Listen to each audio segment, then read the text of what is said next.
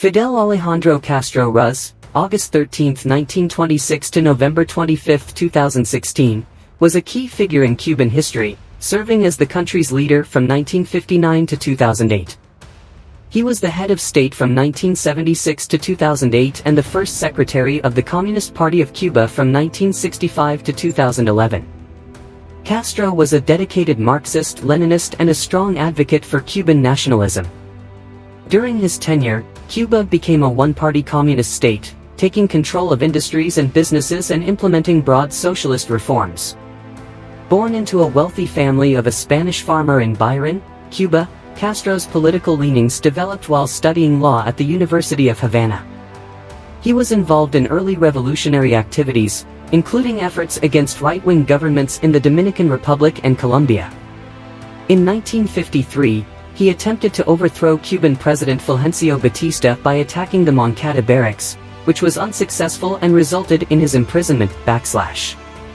After his release, Castro moved to Mexico, where he, his brother Raúl, and Ernesto Che Guevara established the 26th of July movement. Upon returning to Cuba, Castro led a guerrilla campaign from the Sierra Maestra Mountains, which led to Batista's removal from power in 1959. He then took over as prime minister. The United States was opposed to Castro's government, trying to oust him through assassination attempts, economic sanctions, and military actions, including the failed Bay of Pigs invasion in 1961.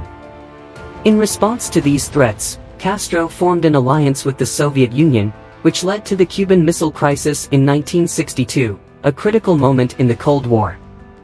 Adopting a Marxist-Leninist ideology, Castro established Cuba as the first one-party socialist state in the Western Hemisphere. His policies centralized economic planning, expanded healthcare and education, and enforced state control over the media and dissent. Internationally, Castro supported anti-imperialist movements and Marxist governments in various nations, including Chile, Nicaragua, and Grenada. He also dispatched Cuban troops to back allies in conflicts such as the Yom Kippur War, the Ogaden War, and the Angolan Civil War. Castro's leadership of the non-aligned movement from 1979 to 1983 and his advocacy for Cuban medical internationalism boosted Cuba's international standing. Following the dissolution of the Soviet Union in 1991, Castro navigated Cuba through the economic crisis known as the Special Period, adopting environmental and anti-globalization policies. In the 2000s, he allied with Latin American leaders like Hugo Chavez of Venezuela and established the Bolivarian Alliance for the Americas. In 2006, Castro stepped down from his position, passing the torch to his brother Raúl, who took over as president in 2008. As the longest-serving non-royal leader of the 20th and 21st centuries, Castro was a controversial figure. His admirers view him as a defender of socialism and anti-imperialism, championing economic and social justice and preserving Cuba's sovereignty from U.S. influence. His detractors, however, criticize him for human rights abuses, the mass emigration of Cubans, and the economic downturn of the nation. Early life and career. Youth, 1926 to 1947. Fidel Alejandro Castro Ruz came into the world on August 13, 1926, on his father's farm in Byron, which is now part of Holguin province. His father, Ángel Castro y Argaiz, hailed from Galicia, Spain, and had served in the Spanish-American War before making his fortune through sugarcane cultivation. Following his first marriage's dissolution, Ángel took his domestic worker, Lina Ruz Gonzalez, under his wing, treating her as his mistress and eventually marrying her, leading to the birth of 7 children, Fidel among them. At the tender age of 6, Fidel was moved to live with his teacher in Santiago de Cuba. By the time he was 8, he had been baptized into the Roman Catholic faith. His education took him to La Salle boarding school in Santiago, where his rebellious nature often got him into trouble. He then transferred to the Jesuit-operated Dolores School in Santiago and later to El Colegio de Bullen in Havana in 1942. Although he showed a keen interest in subjects like history, geography, and debate, his academic performance was not outstanding, with his focus more on athletics. In 1945, Castro embarked on his journey to study law at the University of Havana. Initially, He was politically unaware, but he quickly became involved in student politics and the aggressive gangsterismo scene that was rampant at the university. Castro developed a strong opposition to imperialism and was against any U.S. interference in the Caribbean.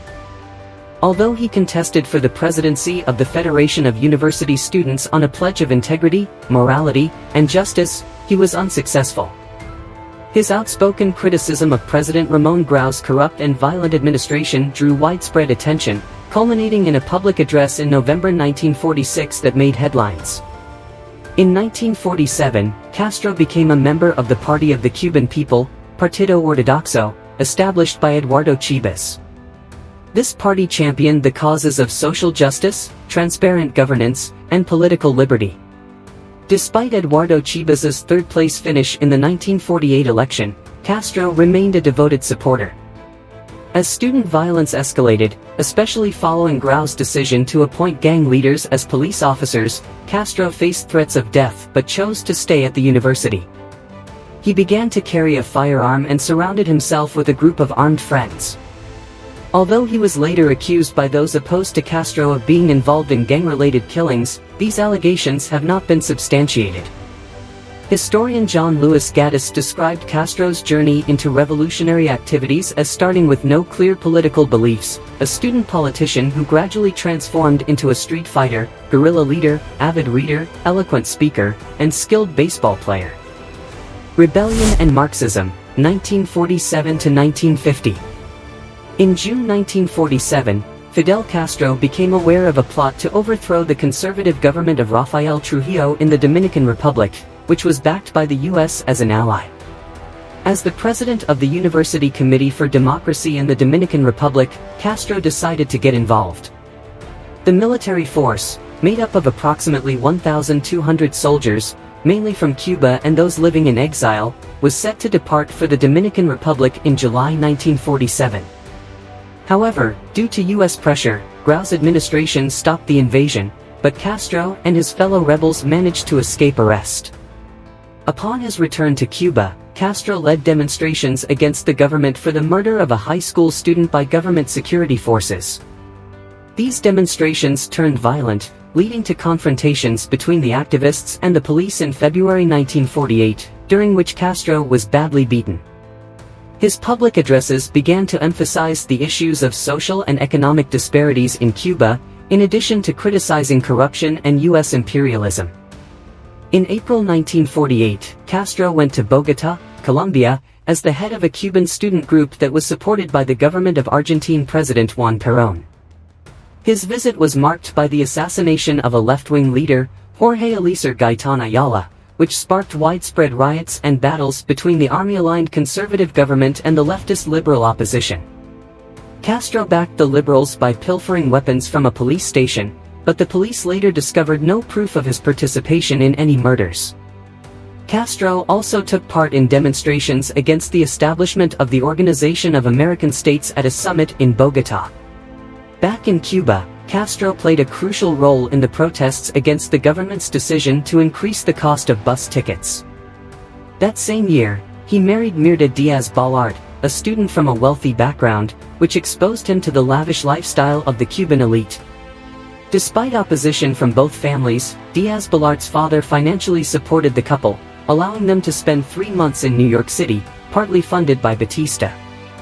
In the same year, Carlos Prado Socaraz emerged victorious in the election as the representative of Grau's Partido Auténtico, but his victory was overshadowed by massive protests following the murder of Justo Fuentes, a socialist ally of Castro, by the MSR, which had since aligned with the police. Prado struggled to manage the powerful gangs, finding their influence too formidable. Castro, now deeply influenced by the works of Marx, Engels, and Lenin, started to see Cuba's problems as stemming from a capitalist society, or the dictatorship of the bourgeoisie, and believed that real political change could only be achieved through a revolution led by the working class. He became a key figure in the student movement against racism and often visited the most impoverished areas of Havana. In September 1949, Castro's wife, Mirta, gave birth to their son, Fidelito, which led the couple to relocate to a more spacious apartment in Havana. Despite the dangers, Castro continued to be deeply engaged in local politics and became a member of the September 30th movement, which included communists and Partido Ortodoxo members. This group was opposed to the power of violent gangs within the university, which Prado had been unable to control, instead offering high-ranking gang members positions in the government. Castro volunteered to give a speech for the movement on November 13, revealing the government's secret deals with the gangs and identifying important figures. This speech gained widespread attention and upset the gangs, prompting Castro to go into hiding in the countryside and eventually in the U.S. Upon his return to Havana after several weeks, Castro shifted his focus to his university education and graduated as a Doctor of Law in September 1950. Career in law and politics, 1950 to 1952. Castro founded a law firm with the goal of assisting impoverished Cubans, but it ended up being a financial disaster. Unconcerned with wealth or material goods, Castro failed to pay his dues, leading to his furniture being taken back and his electricity being shut off, which upset his spouse. In November 1950, he took part in a protest at a high school in Cienfuegos, facing off with the police over the Education Ministry's prohibition on student groups. He was arrested and accused of aggressive behavior, but the judge dismissed the charges. Castro's political aspirations were linked to Eduardo Chibas and the Partido Ortodoxo. He was there when Chibas committed a politically driven suicide in 1951, seeing himself as Chibas' heir. Castro aimed to contest a seat in Congress for the June 1952 elections, but the leading members of the Ortodoxo, wary of his extreme views, refused to endorse him.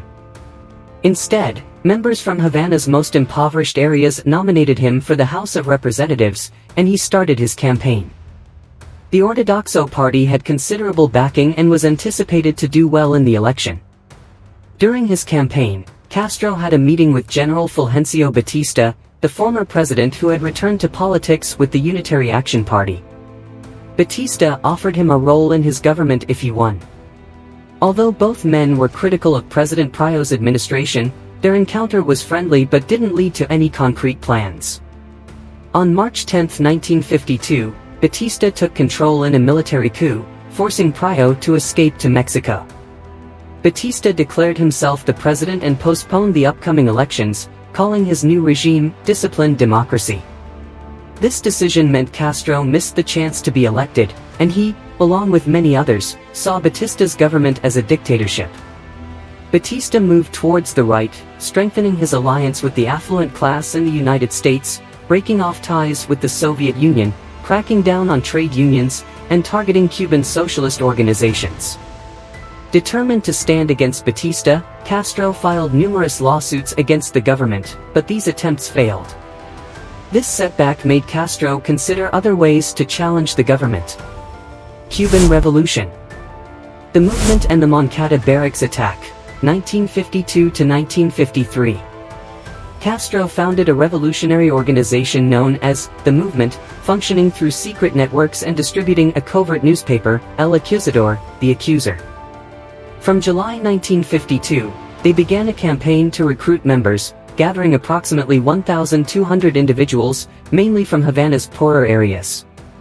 Despite being a revolutionary socialist, Castro steered clear of formal partnerships with the Communist Popular Socialist Party, PSP, to prevent pushing away political moderates, yet he kept in touch with PSP members, including his brother Raúl. In preparation for an assault on the Moncada barracks, a military base outside Santiago de Cuba in the Orient region, Castro's fighters planned to infiltrate in army uniforms and take over the base on July 25, 1953.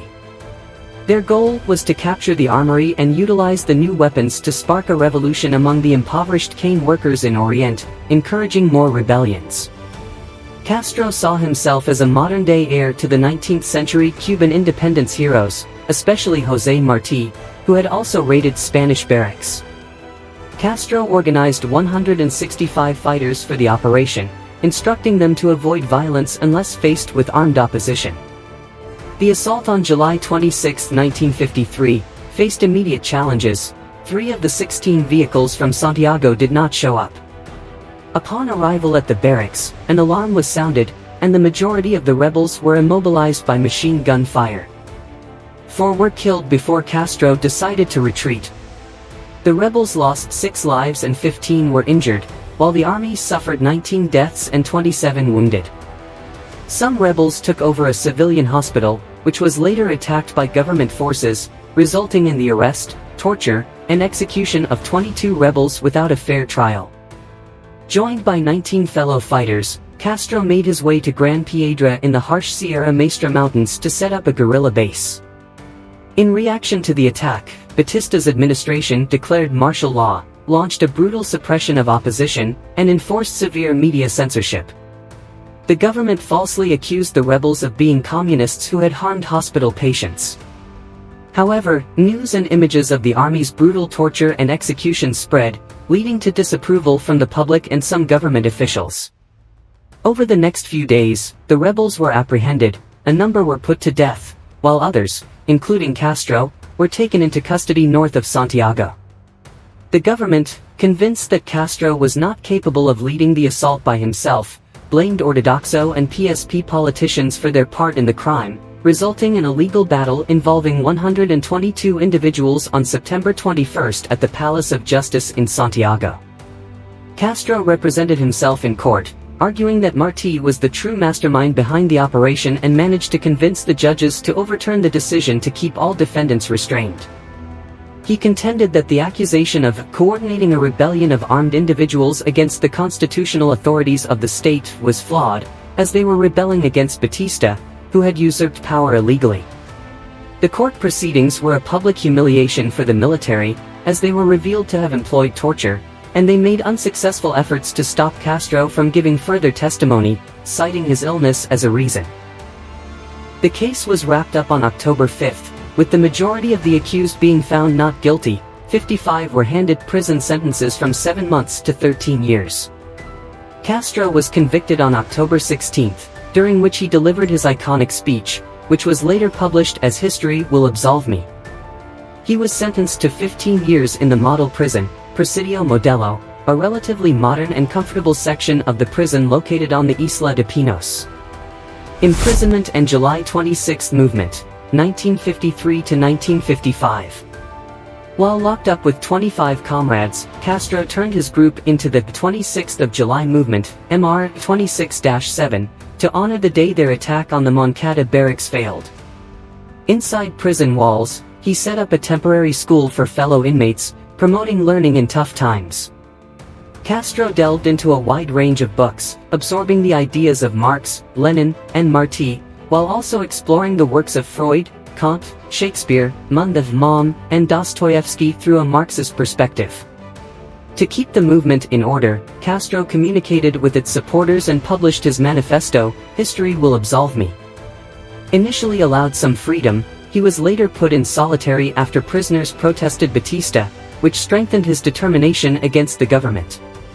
Finding out that his wife, Mirda, had started working for the Ministry of the Interior, Castro was upset, leading to their divorce and Mirda getting custody of their son, Fidelito, a situation that deepened Castro's resentment towards the privileges of the upper class. Released in May 1955 under an amnesty, Castro returned to Havana, facing government investigation that limited his activities.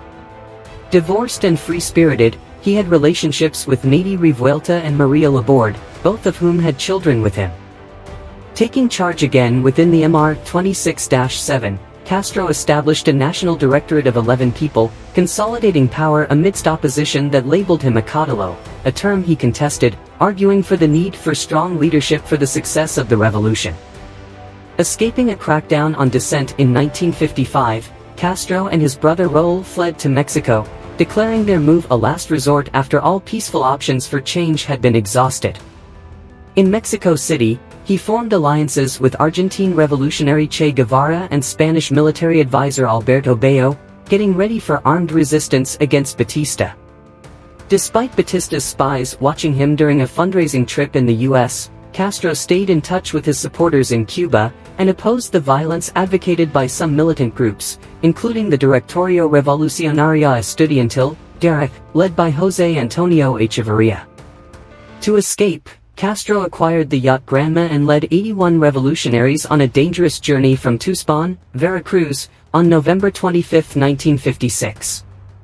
The arduous 1,900-kilometer trip to Cuba was filled with obstacles, such as food shortages, seasickness, and mechanical issues. Despite these challenges, their goal was to meet up with Embark 26-7 members leading uprisings in Santiago and Manzanillo when they were supposed to arrive on November 30th. However, delays caused by bad weather meant Castro and his group couldn't effectively support the insurgents, leading to their dispersal after just 2 days of sporadic battles. Guerrilla War, 1956 to 1959. Following the Granma expedition's catastrophic setbacks, including a grounding in a mangrove swamp at Playa Las Coloradas on December 2, 1956, Fidel Castro and his remaining allies, such as Che Guevara and Camilo Cienfuegos, persevered through a dangerous landscape to reach the Sierra Maestra Mountains in the Orient province. Their journey was filled with danger as they managed to avoid Batista's soldiers, who were in a relentless pursuit. Upon their arrival at the Sierra Maestra, Castro found that only 19 rebels had successfully made it to their destination. Many others had been either killed or captured in the turmoil following the Granma landing. Despite these losses, they swiftly established a base and began to regroup. This small band of revolutionaries, now more resolute than ever, laid the groundwork for a crucial phase in the Cuban Revolution. In the early stages of their base, Castro and his allies concentrated on survival and organization. They launched attacks on nearby military posts to secure essential weapons and supplies, utilizing guerrilla tactics that were advantageous in the mountainous terrain. A notable early victory was the capture of the outpost at La Plata in January 1957. During this operation, they captured Chicho Osorio, a local figure notorious for his cruelty and exploitation of peasants, while treating the wounded soldiers with kindness. This act helped to foster initial trust and support from the local populace, though skepticism and wariness remained widespread. As time went on, Castro's forces began to draw in more recruits, both from rural areas who sympathized with their cause and from urban areas where discontent against Batista's regime was growing. By mid-1957, the rebel forces had expanded significantly in both size and organization. Castro divided his troops into 3 columns, each led by himself, his brother Raúl Castro, and Che Guevara. This strategic decision enabled them to operate more efficiently across various regions of the Sierra Maestra and beyond. While the guerrilla warfare persisted in the mountains, members of the Embark 26-7, the 26th of July movement, engaged in sabotage activities and provided vital support to the fighters in the Sierra Maestra. These urban networks sustained the rebel forces by supplying them with food, medicine, and information, while also applying pressure on Batista's government through acts of resistance in cities across Cuba. At the same time, other opposition groups, such as the Directorio Revolucionario Estudiantil, GARI, intensified their efforts, contributing to the overall sentiment against Batista's regime. Despite ideological differences and occasional disputes over tactics, these groups shared a unified objective of dismantling Batista's dictatorship.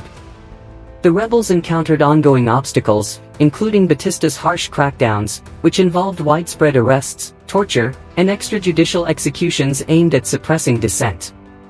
In response, Castro's forces adjusted their strategies, becoming increasingly skilled in guerrilla warfare tactics that exploited the regime's vulnerabilities and garnered support from disenchanted segments of Cuban society. From 1957 to 1958, the conflict intensified.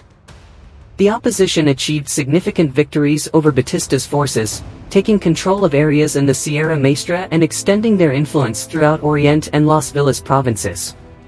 By November 1958, Castro's forces had effectively cut off Batista's base in Santiago de Cuba, cutting off key transportation links and gaining control over much of eastern Cuba.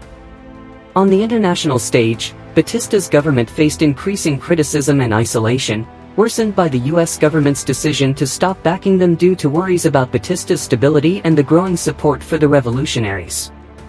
A widespread strike in April 1958 highlighted the deep-seated anger, further eroding Batista's hold on power.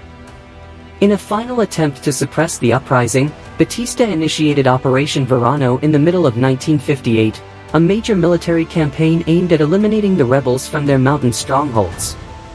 However, the operation failed as Castro's forces, using their knowledge of the terrain and local backing, inflicted severe defeats on the government's soldiers. Many of the soldiers deserted to the rebel side, disillusioned with Batista's government and attracted by Castro's promise of reform. By late 1958, the rebels had decisively gained the upper hand. The pressure on Batista's government from within and without had reached its peak, leading to his sudden flight into exile on December 31, 1958. This unexpected move left a power vacuum in Havana, which Castro and his followers quickly took advantage of. On January 1, 1959, Castro's forces stormed into Havana amid cheers and celebrations, signaling the end of Batista's rule and the start of a new chapter in Cuban history. The revolutionaries worked to restore order, prevent theft, and calm the public. Over the next few days, Castro solidified his position, delivering speeches and interviews that rallied support both at home and abroad. By January 9, 1959, Fidel Castro had reached Havana, where he was greeted by large crowds of supporters and the global press. His journey from the mountains of the Sierra Maestra to the capital symbolized the culmination of years of struggle and sacrifice, as well as the beginning of a new era in Cuban politics. Provisional Government, 1959. Following Castro's orders, Manuel Urrutia Leo, a lawyer with moderate political views, was appointed as the interim president, even though Castro falsely claimed that Urrutia won the election. Most of Urrutia's team were chosen from the Embark 26-7 group. When he took over Havana, Castro established himself as the leader of the rebel armed forces of the presidency, moving into the top floor of the Havana Hilton Hotel. Castro had a lot of control over Urrutia's government, which operated under emergency powers he set up. He focused on fighting corruption and improving education, while also working to remove supporters of Batista from their roles. This involved getting rid of Congress and preventing people who won in the rigged elections of 1954 and 1958 from holding office again. Castro also pushed Urrutia to stop political parties from existing temporarily, though he kept saying that they would have elections soon. Even though he denied being a communist in public, Castro secretly met with PSP, Popular Socialist Party, members to talk about creating a socialist country. At the same time, in response to the Batista government's harsh treatment of protesters, which led to the deaths of thousands, Castro backed the start of trials for those responsible. These trials resulted in hundreds of executions, attracting both praise from home and criticism from abroad, especially from the US media, which doubted the trial's fairness. Castro defended these actions, saying that revolutionary justice was based on moral beliefs, not just laws. On the global stage, Castro gained support from many countries in Latin America and looked for ways to make friends, including a trip to Venezuela to meet with the new president, Romulo Betancourt. During this visit, he couldn't get financial help or changes to Cuba's oil contracts. After coming back, there were disagreements with top officials over how to handle the economy, especially the decision to close down casinos and brothels, which left many without jobs. This disagreement led to the Prime Minister, José Miró Cardona, quitting and moving to the US to join those against Castro. Premiership. Consolidating leadership, 1959 to 1960. On February 16, 1959, Fidel Castro was sworn in as the Prime Minister of Cuba. In April of that year, he embarked on a diplomatic journey to the United States, where President Dwight D. Eisenhower declined his invitation, opting instead for Vice President Richard Nixon. The meeting was not a success, with Castro forming a negative opinion of Nixon right from the start. Following this, Nixon reported back to Eisenhower, describing Castro as possessing charismatic traits that made him a key player in Cuban and potentially wider Latin American issues. He noted Castro's apparent genuineness, though he was skeptical about Castro's understanding of communism, suggesting he might be overly naive rather than ideologically committed. Nixon recognized Castro's potential as a leader but voiced concerns about his understanding of governance and economic principles in comparison to other global leaders he had met. After his trip to the US, Castro went on to visit Canada, Trinidad, Brazil, Uruguay, and Argentina, where he participated in an economic conference in Buenos Aires. At this conference, He put forward a $30 billion US-funded Marshall Plan for Latin America, but the proposal failed to gain support. In May 1959, upon returning to Cuba, Castro passed the first agrarian reform law, which capped land ownership at 993 acres per person and banned foreign ownership of Cuban land.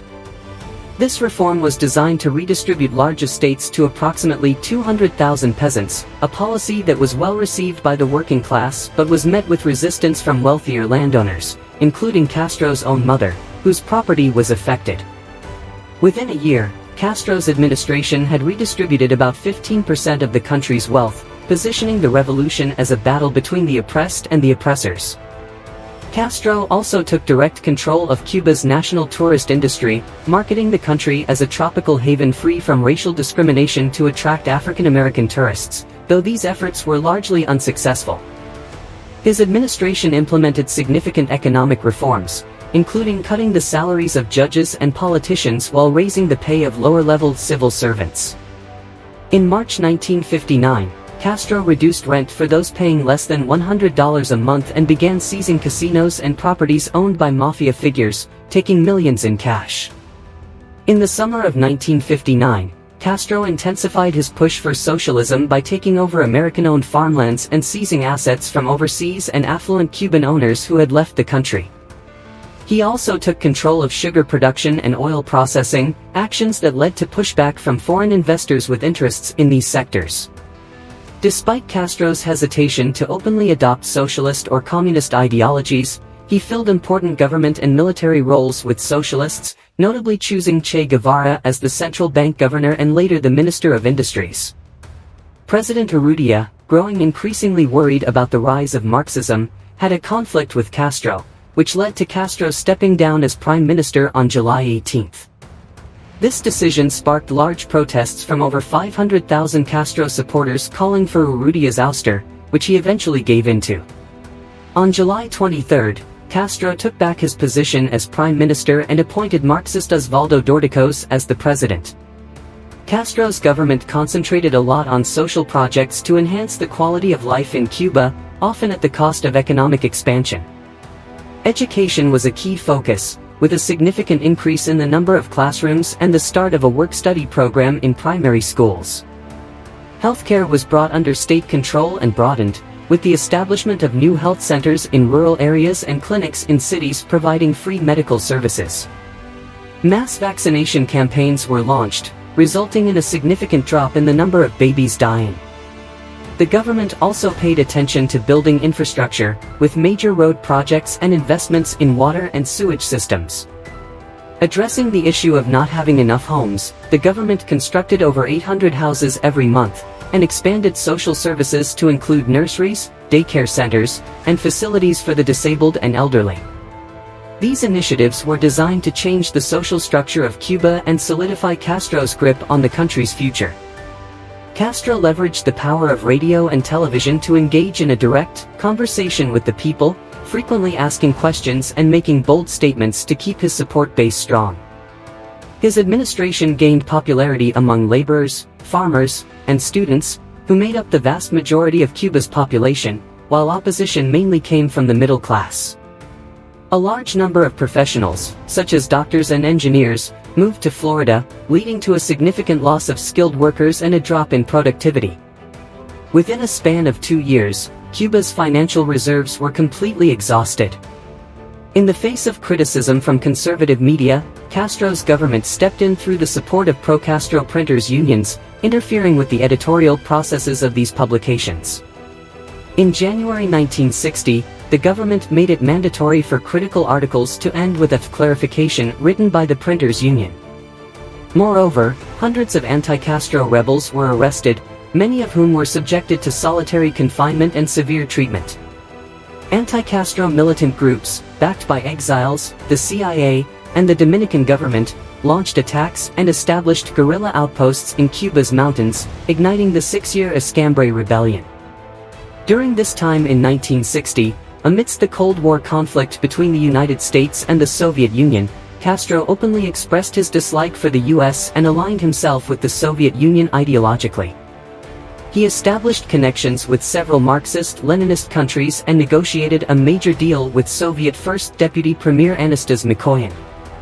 Cuba agreed to supply the USSR with sugar, fruits, fibers, and hides in exchange for crude oil, fertilizers, industrial products, and a large $100 million loan. Tensions rose further when US-controlled oil refineries Shell and Esso refused to process Soviet oil due to US pressure. In retaliation, Castro took over these refineries, leading to the US stopping Cuban sugar imports.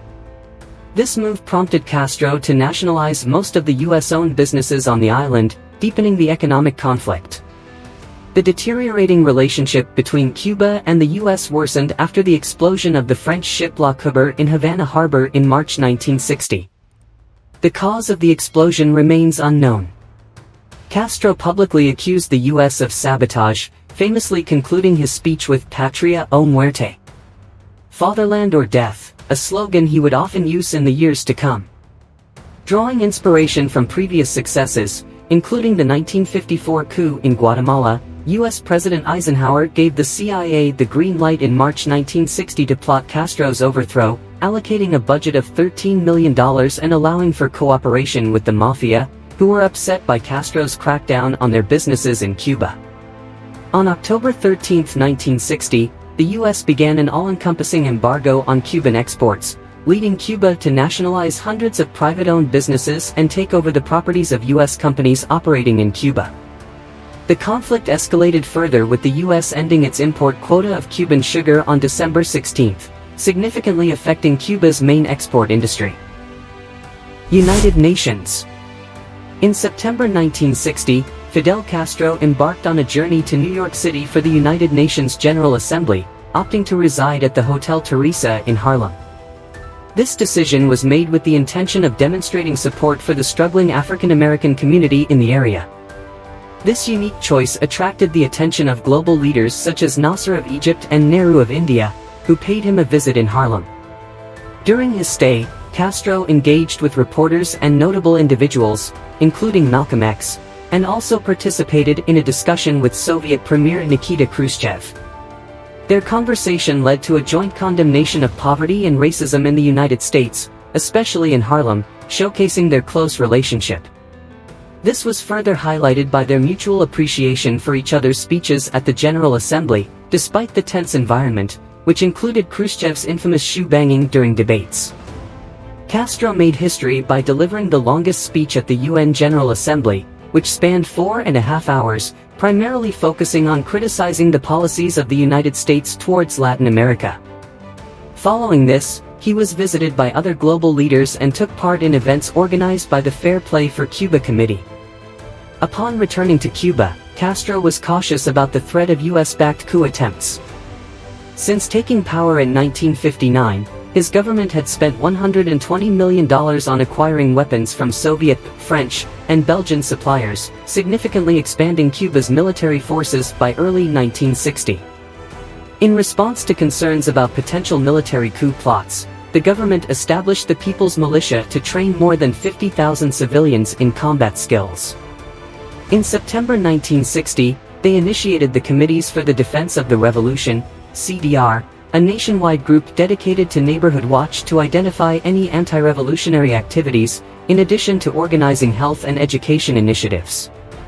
Over time, the CDR became a key platform for public participation and voicing grievances. Despite these concerns, Castro found backing from certain groups in New York City. In February 1961, a large group of protesters, primarily from Cuba, Puerto Rico, and universities, gathered outside the United Nations, advocating for Castro's stance against colonialism and protesting the U.S. trade embargo on Cuba. Their demonstrations and slogans showed their support for Castro's socialist agenda and criticism of U.S. imperialism. Castro positioned his administration as a form of direct democracy, emphasizing the importance of mass assemblies as a way to reflect the will of the Cuban people and rejecting the traditional electoral system, which he believed favored the elite. Meanwhile, U.S. officials, including Secretary of State Christian Herter, accused Cuba of adopting a governance model similar to that of the Soviet Union, characterized by one-party rule, state control over labor unions, suppression of civil rights, and restrictions on freedom of speech and press. Bay of Pigs invasion and Socialist Cuba, 1961 to 1962. In January 1961, the relationship between Cuba and the United States took a sharp turn for the worse when Fidel Castro ordered the downsizing of the U.S. Embassy in Havana, suspecting numerous staff members to be spies. This move led to the U.S. cutting off all diplomatic ties with Cuba, further worsening an already strained relationship. The CIA, under Presidents Eisenhower and Kennedy, stepped up its efforts to support Cuban exiles, funding secret operations aimed at destabilizing Castro's regime. These operations targeted Cuban vessels and infrastructure, including factories, stores, and sugar refineries, led by anti-Castro groups in Miami. The peak of this conflict was the Bay of Pigs invasion in April 1961.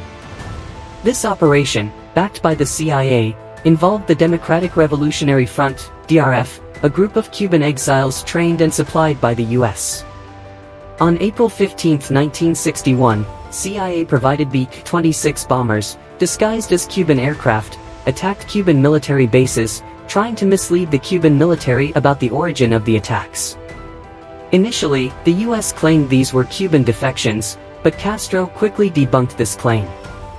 In preparation for a possible invasion, Castro's government severely punished those suspected of being counter-revolutionaries. Between 20,000 to 100,000 individuals were detained, showing Castro's determination to eliminate any perceived threats to the revolution. During this time, Castro publicly affirmed Cuba's socialist nature, marking a clear shift towards Marxism-Leninism. The Bay of Pigs invasion took place from April 16 to 17, 1961, with Brigade 2506, a force of about 1,400 Cuban exiles trained by the CIA, landing at the Bay of Pigs. Their goal was to spark a popular uprising against Castro's government. However, the invasion quickly failed due to a lack of public support and strong Cuban resistance. Castro, assuming command of the counterattack, rallied Cuban forces and launched airstrikes against the invaders' supply vessels, effectively cutting off Brigade 2506. By April 20, 1961, the invaders were compelled to surrender. After the surrender, Castro conducted a highly publicized trial of the captured rebels. He allowed international reporters to question the prisoners live on television, revealing what he portrayed as their connections to US-backed aggression against Cuba. 4 rebels were tried and convicted of crimes before the revolution, while the majority were exchanged for humanitarian aid worth $25 million, including food and medicine from the United States. The success of Castro at the Bay of Pigs had profound effects both within Cuba and across the globe. It strengthened his position as a rebel against American domination, gaining him respect from groups fighting for independence around the world. Yet, it also fueled resistance within Cuba, especially among the middle class who were worried about being suppressed and felt their dreams of a quick overthrow of Castro's regime with help from the US were dashed. On the global stage, the Bay of Pigs attack highlighted the tensions of the Cold War and increased the rivalry between the US and the Soviet Union. Castro's alliance with the Soviet Union deepened, leading to more Soviet aid in terms of money and military.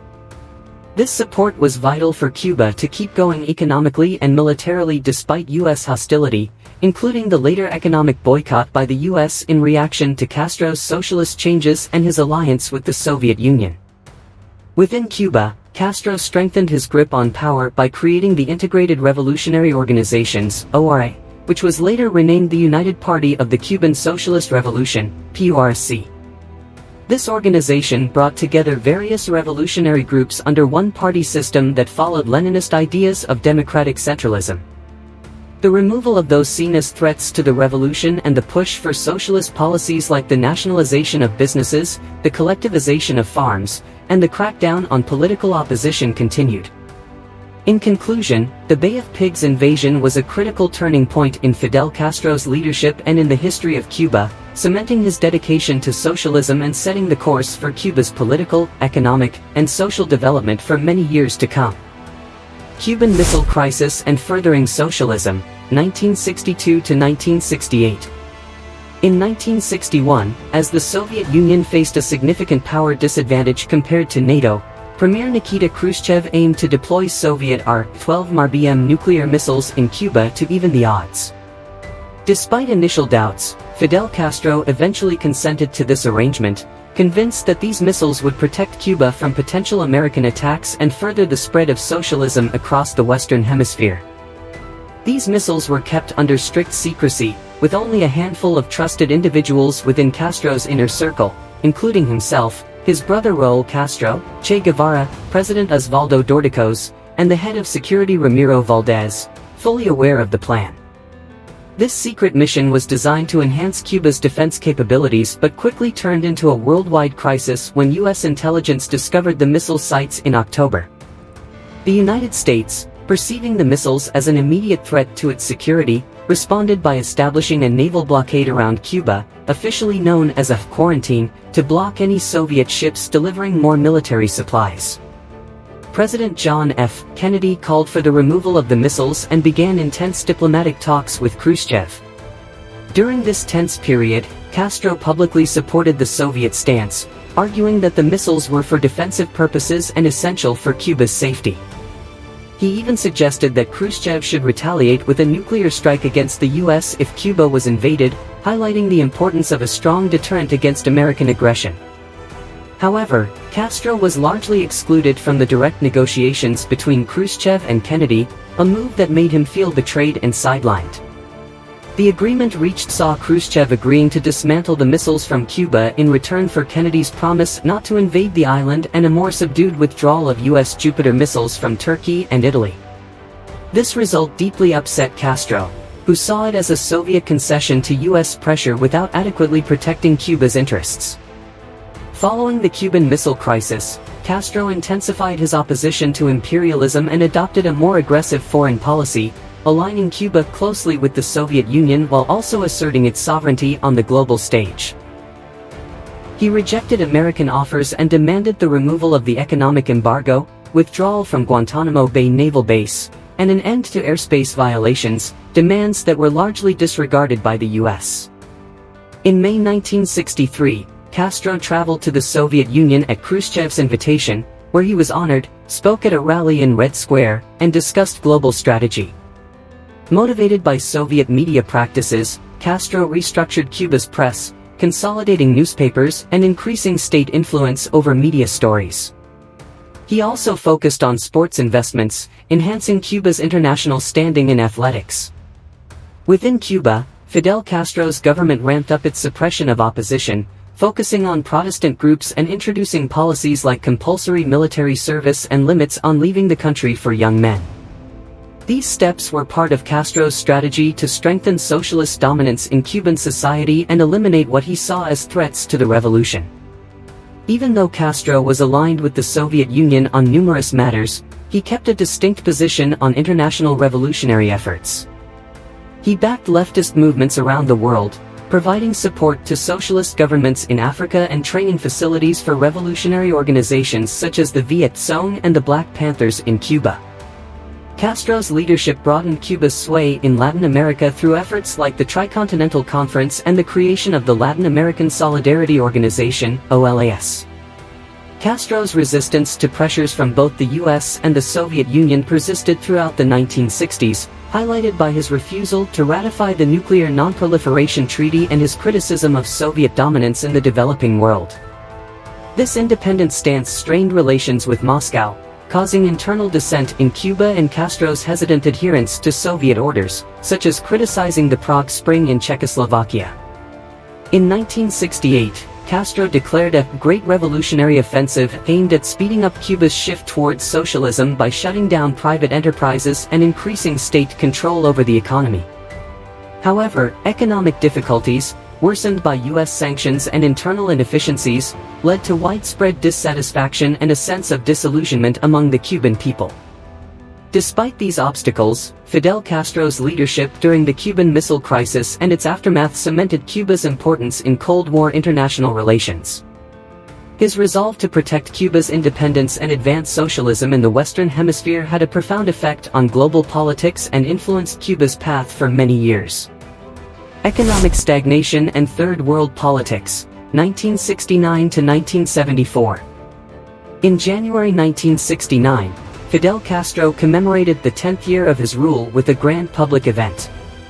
In his speech, he openly addressed the country's financial struggles, including the impending sugar rationing and the continuous challenges Cuba was facing at that moment. The year's sugar harvest had been significantly affected by a hurricane, leading to extreme measures such as the deployment of the military, a 7-day workweek, and the postponement of holidays to boost the harvest. Despite these efforts, the production goals were not achieved, leading Castro to announce his resignation publicly. However, he was greeted with immense support from the crowd, who urged him to stay in office. Despite the economic hardships, Castro's social reforms, known as the achievements of the revolution, were widely popular among the Cuban people. These reforms included improvements in education, healthcare, housing, and infrastructure, along with policies that encouraged direct democratic involvement through public discussions. In an attempt to stabilize the economy, Cuba underwent a major economic restructuring from 1970 to 1972, with the help of Soviet economists. This era saw the creation of the Cuban-Soviet Commission of Economic, Scientific, and Technical Cooperation and included a visit from Soviet Premier Alexei Kosygin in October 1971. By July 1972, Cuba had joined the Council for Mutual Economic Assistance, Comecon, aiming to promote economic cooperation among socialist nations, though this also limited Cuba's economic freedom to focus on agricultural production. In May 1970, the situation with the United States worsened when Cuban fishing vessels were captured by a dissident group in Florida. Under American pressure, the captives were eventually freed, which Castro publicly rejoiced in by welcoming them back as heroes. However, his government faced international backlash in April 1971 when dissident poet Huberto Padilla was arrested, leading Castro to form the National Cultural Council to ensure ideological uniformity among intellectuals and artists.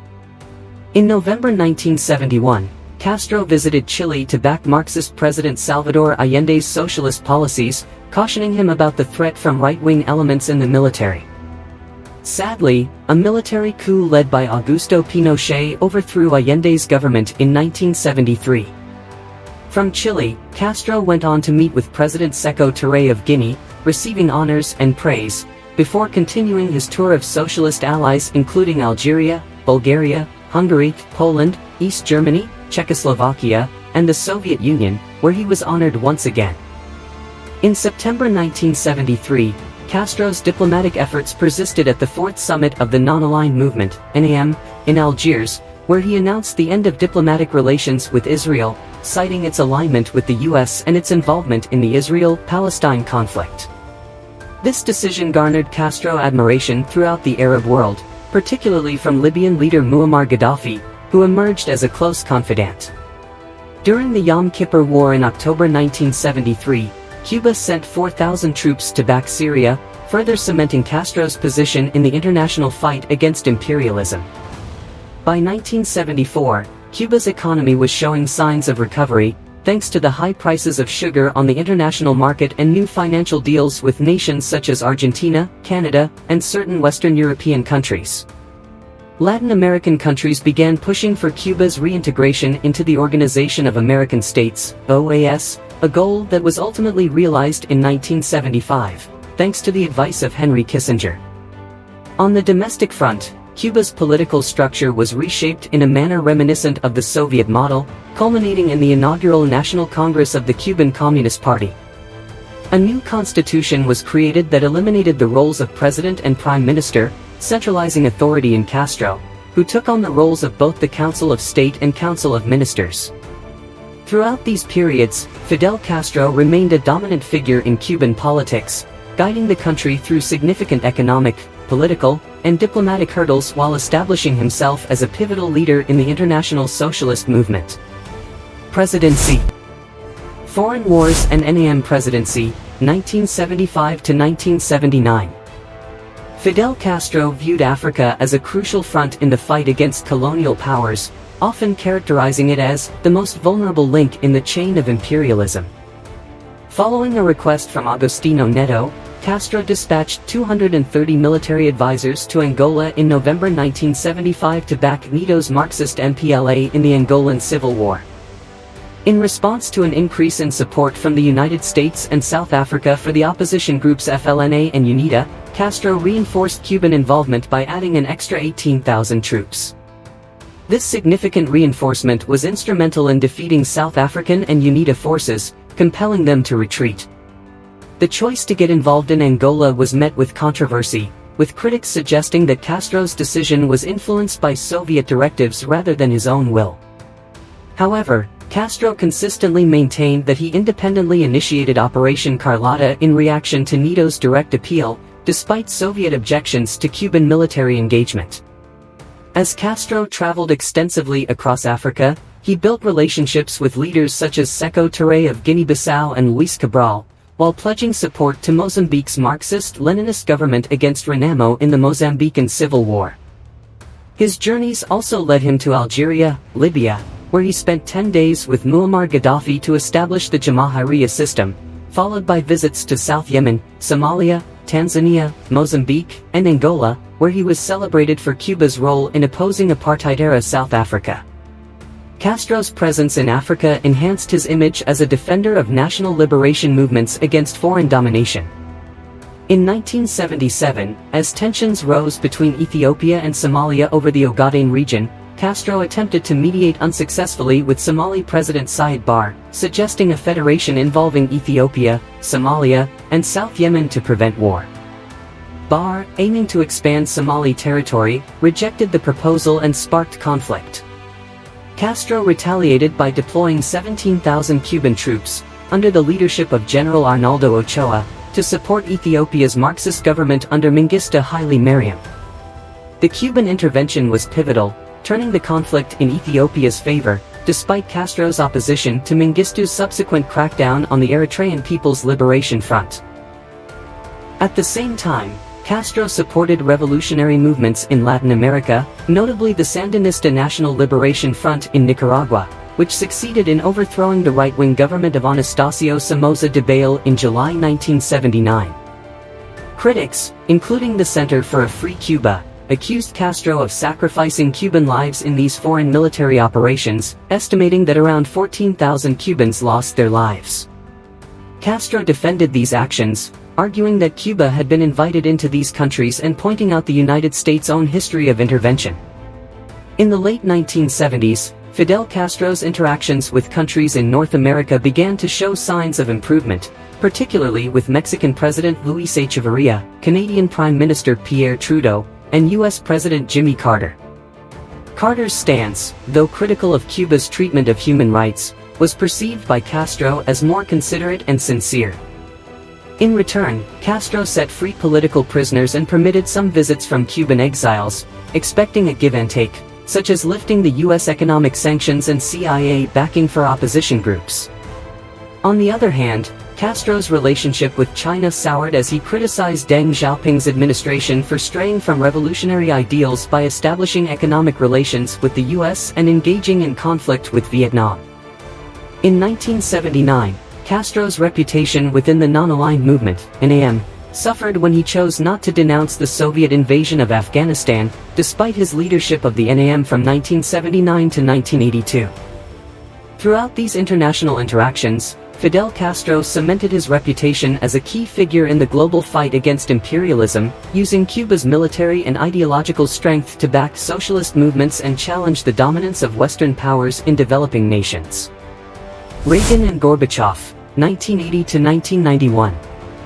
By the 1980s, Cuba was facing deep economic difficulties, set off by a sharp drop in sugar prices and a disastrous crop in 1979. The issue of unemployment became a major concern under Fidel Castro's leadership, leading the government to dispatch young jobless individuals to nations like East Germany in search of work. In an effort to maintain financial stability, Cuba turned to unorthodox methods, including secret sales of national artwork and illegal trade of U.S. electronics through Panama. At the same time, more and more Cubans were seeking safety in Florida, culminating in a critical moment with the Mariel boat lift of 1980. This event saw 120,000 Cubans make their way to the U.S., a move Castro's government took advantage of by also sending those considered undesirable, such as criminals and the mentally ill, on these journeys. The change in leadership in the U.S. with the election of Ronald Reagan signaled a time of increased animosity towards Cuba. Reagan's government took a hardline approach aimed at destabilizing and possibly toppling Castro's regime. In retaliation, Castro accused the U.S. of engaging in biological warfare during a dengue fever outbreak in 1981, further escalating tensions between the two countries. Financially, Cuba became more dependent on aid from the Soviet Union, receiving billions of dollars in subsidies each year by the late 1980s, a significant part of Cuba's economy. However, despite this support, Cuba's economic system remained stagnant and heavily focused on a few subsidized exports, mainly tobacco products, which were mainly sold within the Soviet Union. Castro's approach to foreign policy during this period was characterized by his opposition to imperialism, even though there were ideological inconsistencies. He backed Argentina's military junta during the Falklands War and supported the New Jewel movement in Grenada until its violent overthrow in 1983. The U.S. invasion of Grenada received strong criticism from Castro, who compared Reagan's administration to fascist regimes in his speeches. In a speech to mark the 30th anniversary of the Cuban Revolution, Castro criticized Reagan's foreign policy as aggressive and extremist. Worried about U.S. interference in Nicaragua, Castro provided military assistance to the Sandinistas but received little support from the USSR, underscoring the strain in international alliances during this time. Castro's leadership in the 1980s was defined by his determination to withstand external pressures and his unwavering commitment to socialist ideals. Despite facing economic difficulties and international isolation, Castro's Cuba continued to assert its independence in the face of what it saw as Western imperialism, creating a tumultuous era in Cuban history. In the mid-1980s, the rise of Mikhail Gorbachev to the top of the Soviet Union signaled a period of significant transformation, characterized by openness, glasnost, and restructuring, perestroika. These changes were designed to rejuvenate socialism by promoting more transparency in how the government was run and by decentralizing the decision-making process in the economy. However, Fidel Castro, who was a strong believer in Marxism, was wary of these reforms, fearing they might weaken the core principles of socialism and allow capitalist influences to take over. Facing pressure from the United States, Gorbachev started to scale back on Soviet support for Cuba, which strained the deep-rooted alliance between Havana and Moscow. In a personal health move in October 1985, Castro announced he was giving up his regular cigar smoking, setting an example for the Cuban people to follow in terms of health consciousness. Castro grew more critical of the global economic system, especially in its harsh treatment of developing countries, particularly in criticizing the heavy debt imposed by Western financial institutions. In 1985, Havana organized several international conferences to address the economic injustices faced by developing nations, showcasing Cuba's role as a strong voice for economic fairness on the international stage. By late 1987, Castro was increasingly focused on the Angolan Civil War, where Cuban troops were supporting the Marxist MPLA government against South African-backed UNITA forces. The crucial Battle of Cuidaquanavale in 1987–1988 saw Cuban troops play a key role, with Castro making strategic decisions personally. Despite facing internal disagreements and setbacks, Cuban forces were instrumental in breaking the siege, changing the course of the conflict and enhancing Castro's reputation as a leader against apartheid. The growing tensions between Cuba and South Africa led to diplomatic efforts by Moscow and Washington to find a solution. Gorbachev helped organize talks in 1988, which resulted in an agreement for the withdrawal of foreign troops from Angola and Namibia, a deal Castro begrudgingly accepted but criticized as a step back from the fight against global inequality.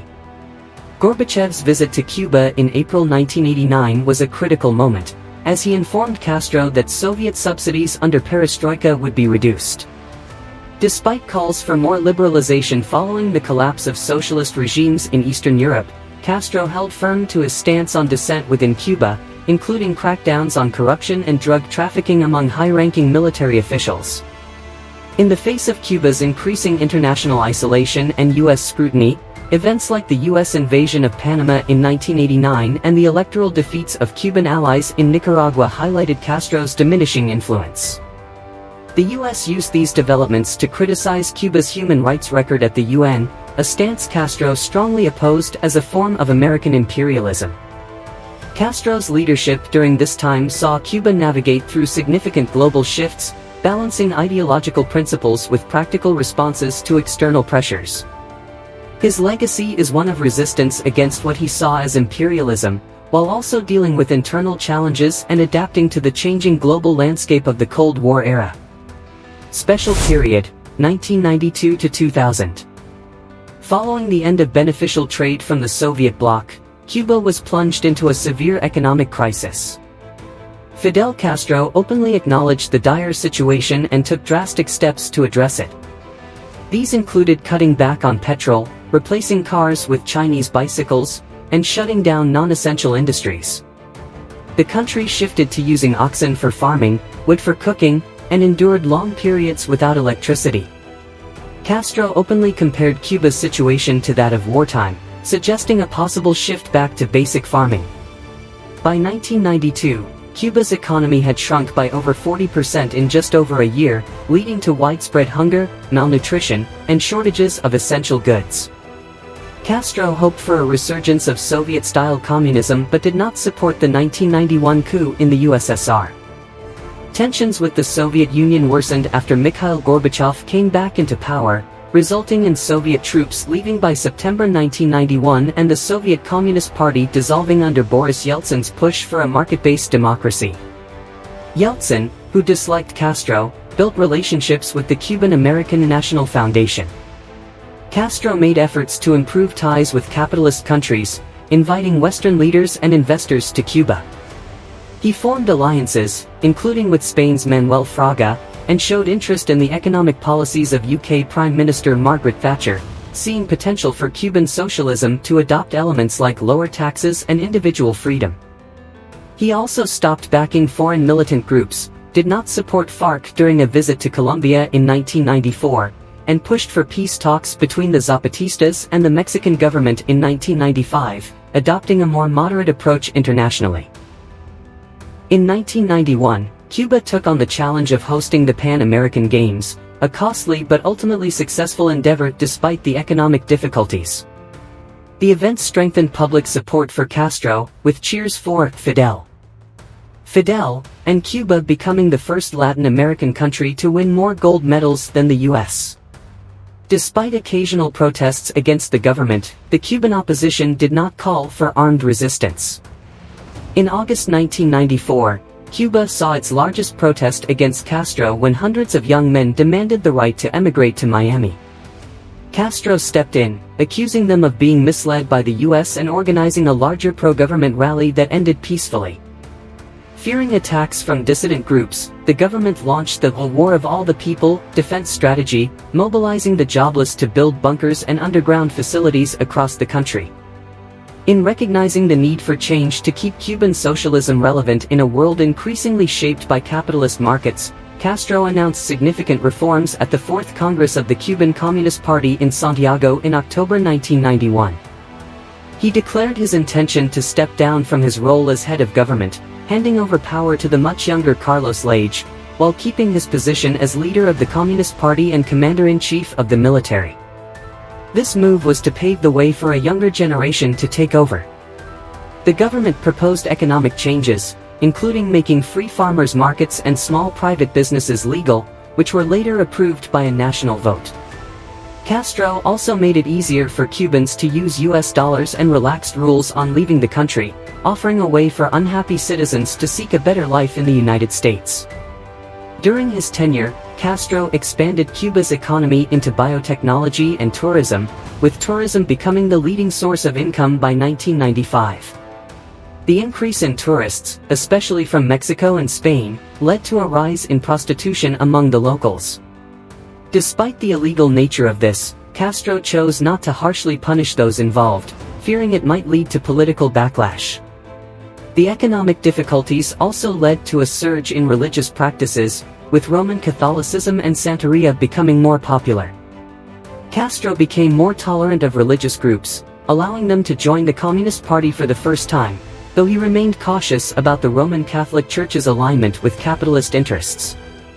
His decision to welcome Pope John Paul II to Cuba in January 1998 further strengthened the influence of the Cuban Church and Castro's government. In the early 1990s, Castro was a vocal advocate for environmental issues, criticizing global warming and pushing for the sustainable use of resources, while also criticizing the United States for being a major polluter. In 1994, Cuba established a dedicated ministry for the environment and passed laws in 1997 to promote environmental awareness and sustainable practices across the country. By 2006, Cuba was recognized as the only country meeting the UN Development Program standards for sustainable development, with a low ecological impact and a high Human Development Index. Castro also supported the anti-globalization movement and was a strong critic of US dominance and multinational corporations. He was a firm opponent of apartheid, highlighting Cuba's role in fighting against South African forces during the Angolan Civil War.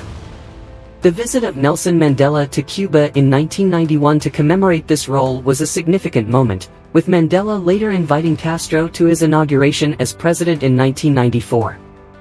Castro's global activism also included addressing racial stereotypes at the 2001 Conference Against Racism in South Africa, focusing on how they were perpetuated by US media.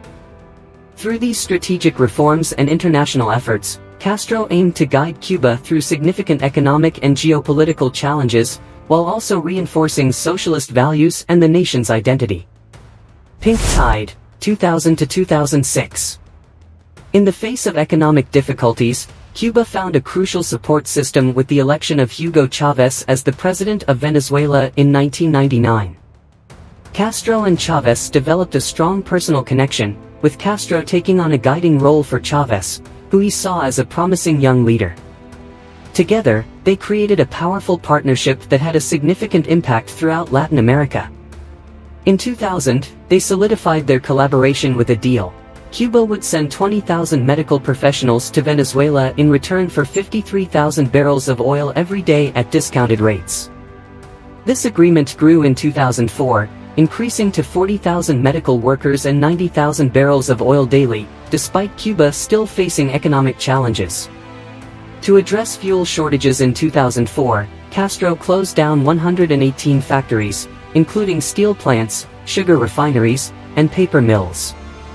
In September 2005, Castro initiated the Henry Reeve Brigade, a group of medical experts dedicated to international humanitarian efforts, showcasing Cuba's commitment to global medical cooperation. Cuba and Venezuela, as the founding members, also led the Bolivarian Alternative for the Americas, ALBA, which was established from a 2004 agreement and formalized with the People's Trade Agreement signed by Bolivia's Evo Morales in April 2006. Castro has been advocating for Caribbean unity since the late 1990s, emphasizing its importance in standing against the influence of wealthy nations in the global economy. Cuba expanded its diplomatic presence by opening embassies in Antigua and Barbuda, Dominica, Suriname, and St. Vincent and the Grenadines, becoming the only country to have embassies in all the independent Caribbean community nations. Despite improving relations with leftist countries in Latin America, Cuba ended its diplomatic ties with Panama in 2004 following the release of Cuban exiles accused of plotting Castro's assassination in 2000. Relations were restored in 2005 with Panama's leftist president Martín Torrijos.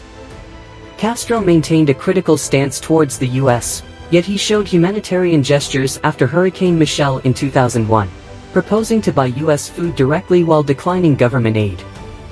In support of the US following the September 11 attacks, Castro condemned al-Qaeda and offered Cuban airspace for emergency US flights, predicting a more aggressive US foreign policy that he believed would be counterproductive.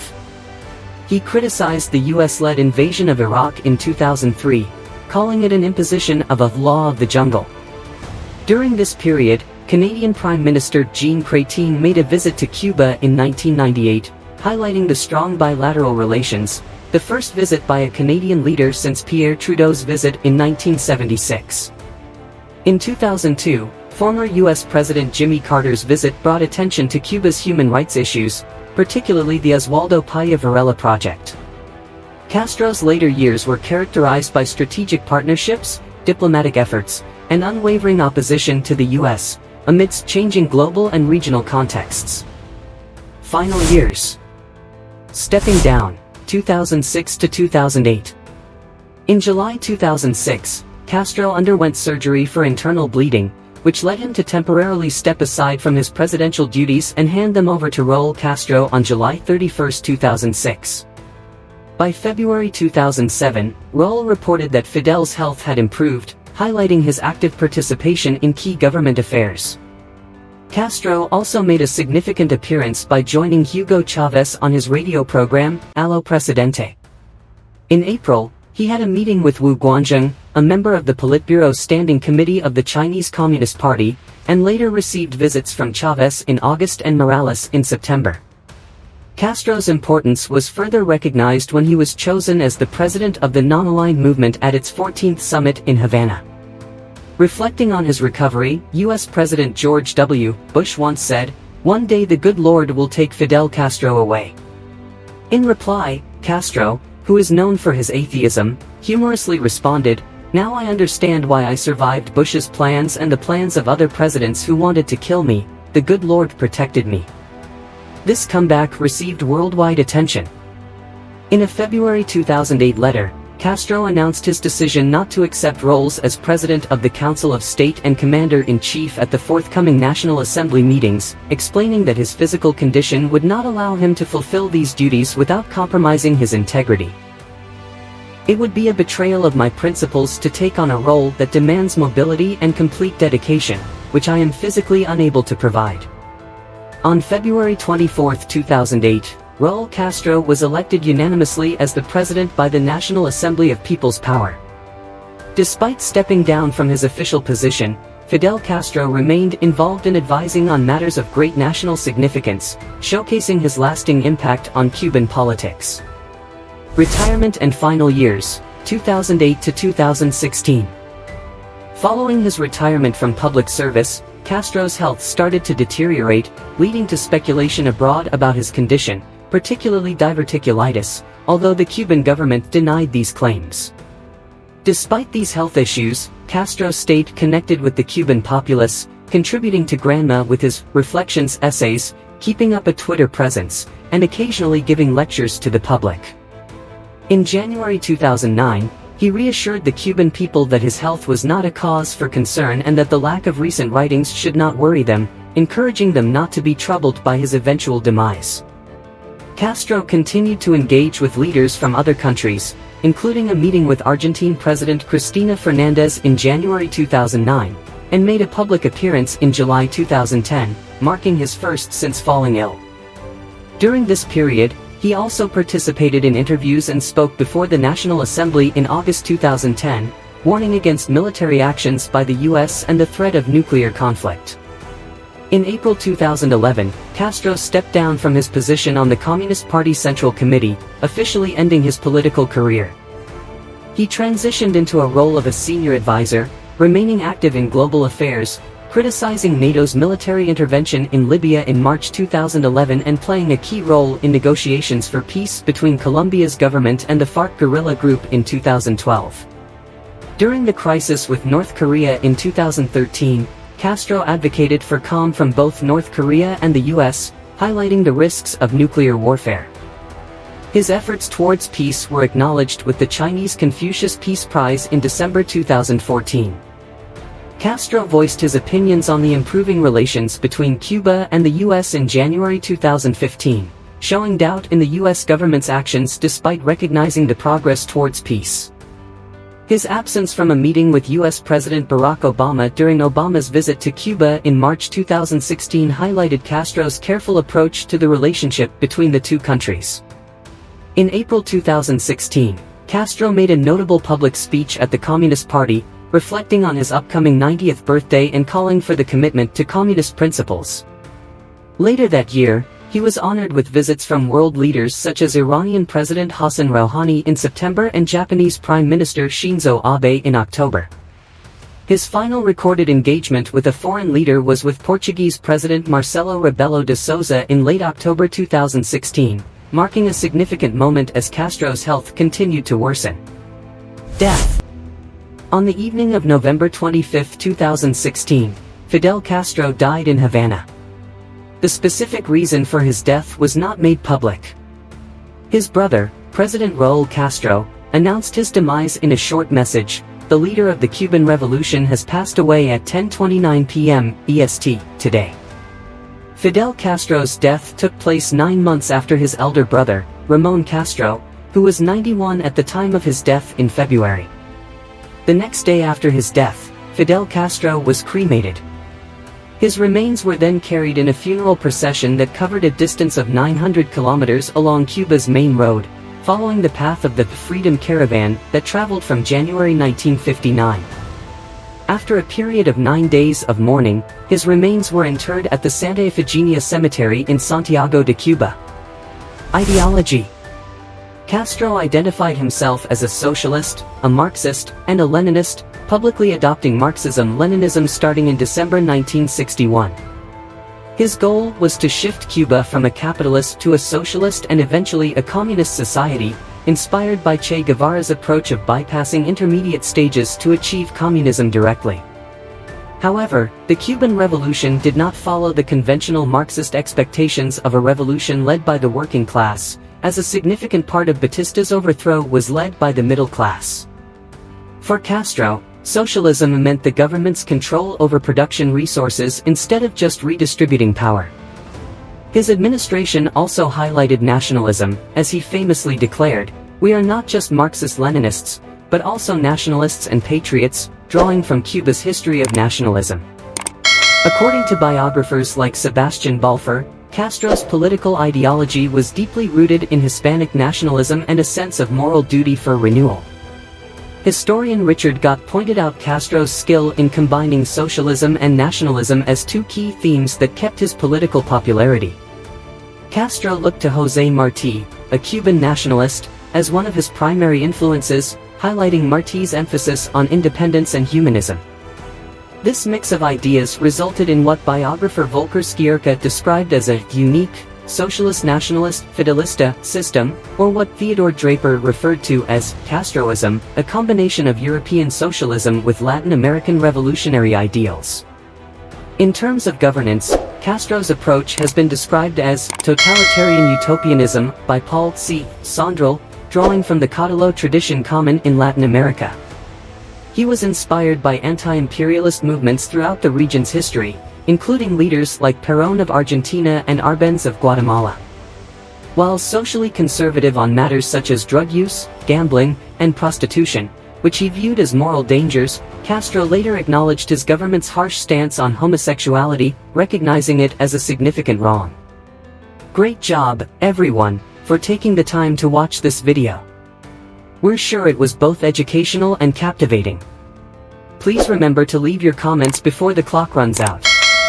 Your input is incredibly valuable to us. If you're just joining us, don't forget to subscribe to our channel by clicking the bell icon to ensure you never miss any of our updates. And if you liked what you saw, please let us know by giving it a thumbs up.